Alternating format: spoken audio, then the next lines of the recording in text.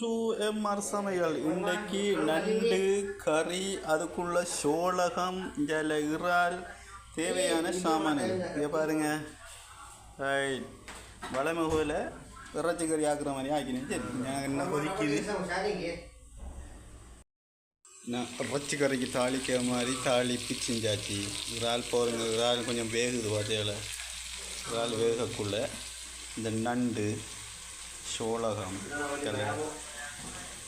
தக்காளி பழம், இது கடைசியில் கொத்தமல்லி, தேவையான தூள்களை போட்டு இறக்கினேன். இப்போ நண்டை போட போனோம் பாருங்க.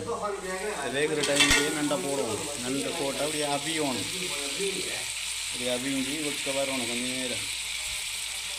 அதுக்கு பிறகு சோளகம், தக்காளி பழம், கடைசியில் கொத்தமல்லி, இதில் இறக்கக்குள்ளே நம்மளோட வேண்டிய மஞ்சத்தூள், கட்டத்தூள், மிக்ஸ் தூள் எல்லாம் போட்டு இறக்கினா எம்ஆர் சமையல் ரெடி. நீங்களும் வீட்டில் சமைச்சு பாருங்கள். நான் போட்டாச்சு சோளகம். இந்த சோளகம் மேல் வெக்கையில் கொஞ்சம் நேரம் அபியும்.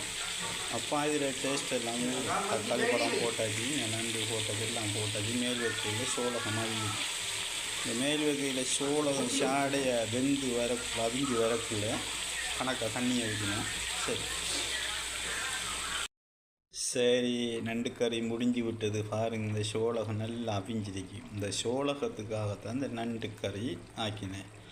எப்படி கொதிக்குது பாருங்கள். மெல்லிய சூட்டில் வச்சா அழகாக கொதித்து வந்து இப்போ கறி முடிஞ்சு. சாப்பிடுற வீடியோ வராதான். நண்பர்கள் அனைவருக்கும் அஸ்ஸலாமு அலைக்கும். எம்ஆர் சமையல்.